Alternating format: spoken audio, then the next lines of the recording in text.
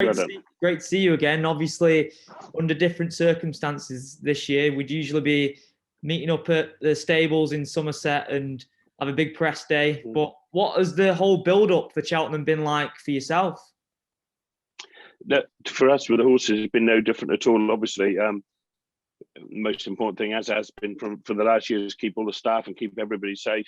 All the protocols in to do that, and it's been working fine. In touch wood to now, we've had nobody poorly, so it's good. The horses are fitting well, and we just got to prepare them. They don't know what's going on, and we're going to prepare them to be ready to run next week. They're the very, very best, and all things have gone well. Great to hear, Paul. And obviously, for you, one of your main assets heading into the festival is Frodon, with Bryony Frost. Just talk to me about why your expectations are so high for this horse heading into the Gold Cup. Well, he's a sort of horse that keeps delivering. I never ever expect too much from him. You know, he keeps delivering. He keeps surprising us, and you know, no one will expect him to win the Gold Cup. But if he won the Gold Cup, I don't think anyone would be surprised. He's that sort of horse. I honestly couldn't see him winning the King George this year at Kempton on Boxing Day. He was probably a career best by a long, long way. I know he got a little bit of a soft lead in front, but you know, if the horses that were in the race following him were good enough, they'd have got to him, but he annihilated them, and he won that very nicely. We've always thought he was a super horse. That I don't expect him to go to Cheltenham with him to win. I think he's got a nice chance. It's a very open race after the favourite. I think the favourite of Willis Album Photo is going to be hard to beat on his last few runs. And then after that, it's quite competitive. So we're hopeful of, you know, he runs a super race. If he gets placed, we'll be delighted. And obviously, if he won, that's why we're all in it. We'd be even more than pleased. But he's a proper horse to be running in the race. And then Clan isn't featuring in this year's festival. Can you go into the reasons why? And did you mention that it was Aintree time that he'd be back in action? Yeah, I mean, you know, Clan, he has, you know, just going back to Frodon, a great plus about Frodon, a big advantage. He's won 6 times at Cheltenham. He's won over the Gold Cup course. So it's a massive advantage if you act on the course. Whereas Clan absolutely doesn't act on the course. He's never performed there well. Silvernacle Conti was another like Clan didn't really appreciate the undulations and the ups and downs, which Frodon is a big advantage. So Clan is going to go to Aintree for the bowl, which he was second in 2 years ago after having run at Cheltenham. So the thing is, he should go there nice and fresh and try and win that at Aintree, which is 3 weeks' time. So that'll suit him better. And then I'm sure you'll see this morning, I spoke to Harry Cobden the other day, previewing the festival. Such a young guy to have achieved a lot already in his career and such a bright future ahead of him. What have you made of his rise in the sport and the future that he's got ahead of him?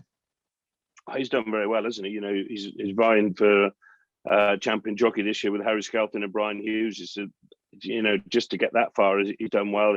He keeps learning. As you said, he's only a young man. You need young players on your team like that, and he's done very well. He's still got bits to learn, but you know, we, including myself, we never stop learning. And one thing with Harry, he might make mistakes, but he never makes them twice. And yeah, he's you know, he gets on well with everybody. He's a, you know, very nice young man, as it were, and you know, that plays a part as well. You know, a stable jockey's got to be good all round player in effect, really, and he is that, and he's learning all the time, and that's great that Morson was sponsoring him as well. That's a good combination as well, thanks to Jed, and yeah, a lot to look forward to in the future for all of us. You mentioned Morson there. Obviously, Morson's been painted across some of your career best moments as a trainer, and some of the best moments that your jockeys have achieved as well. Just talk to me about how that relationship began and how proud you are to wear that on each of those special occasions. Well, as you know, I've known Jed for a number of years now, and he's one of my closest friends, and he agreed to sponsor the yard. He's been sponsoring the yard for a number of years now. And what that entails is all the owners that are within the sponsorship scheme have Morson logo on the colours, on the horses' rugs. And in particular, you know, you win those big races, there's nothing like seeing Morson associating with Paul Nicholls Racing branding on the colours. And as you said, we won some fantastic races. It's an honour and privilege to be associated with Morson and with Jed. And it's something that, you know, we're very proud of and can look forward to continuing in the future. And you touched upon earlier in the interview when we just started about how you've done your best to ensure that everyone around you has stayed safe and stayed fit and well. Now, I've spoken to a lot of people in various different sports of how they've had to adapt to this whole time period. I've not had a chance to speak to you just how this year has been for yourself, that adaptation to it. Has it not been as difficult as one would expect with your case, or has it still been pretty hard?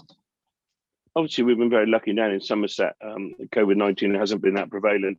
And as I said, all the staff are safe, and a lot of it is they're all young people. They're all working outside. But you have to all the safety measures, the social distancing has to be put in place so as to minimise any risk. And I'd like to think we've done that well. Obviously, training horses.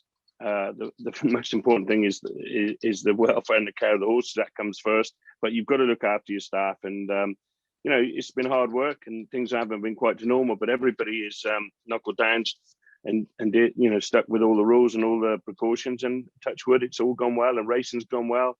We've been able to keep the show on the road, and we're very lucky to have been able to have done that.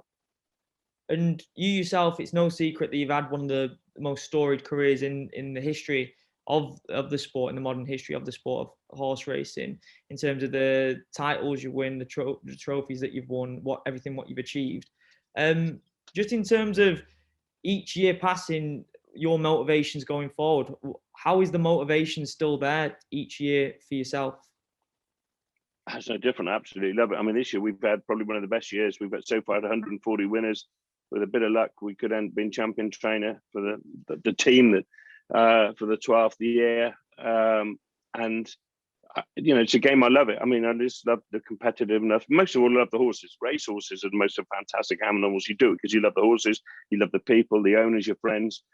And we've got a great setup, and now we've got some great horses. So that's what gets you up in the morning and keep working away. And my enthusiasm for it never drains, nor does my head lad Clifford. And as long as we're like that, we'll keep going.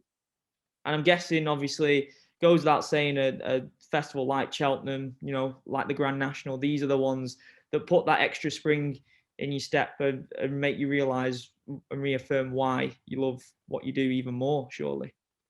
Yeah, well, Cheltenham is really the Olympics of our sport. It's the best of the best, and we all have winners at Cheltenham. We all try, and it's a long road from the start of the season when the horses come in. Not all of them go. A lot of them will be kept out of Cheltenham. It may not suit them, as we said, Clan, and they go to Aintree. That's another festival. It's a fantastic occasion in 3 weeks' time. But no, we all like having runners at Cheltenham, and we all want to have winners at Cheltenham. So, hopefully we got a nice team with some chances in amongst them of a winner or two. And finally, we mentioned Frodon at the beginning. Just in terms of any other horses that you think should be worth having a look at and you're impressed with heading into the festival, I'll just quickly go through. On the first day, on the Tuesday, we run two nice juveniles in a race called the Boodles Juvenile Hurdle, Hull Red and Hoy Grey. I'd like to think they've both got nice chances, both nice horses. Brave Man's Game we mentioned. In the Ballymore Hurdle, he's got a nice chance. Next Destination, he runs in the Brown Advisory Novices Chase. He's won his only 2 chase starts. Probably got it all to do to beat Willie Mullins' horse Monkfish, but you never know at Cheltenham. Like to think they go quite well. And obviously Plitlock, who won the champion chase last year, he's back in there again. Looks a tougher race this year. Willie Mullins in Smart Horse Check in Bourse-Welby favourite, and he looks hard to beat, but he's never run at Cheltenham. This actually is Plitlock's 6th festival on the trot, so it's amazing feat by the horse. He'll run nicely. He always gives his all.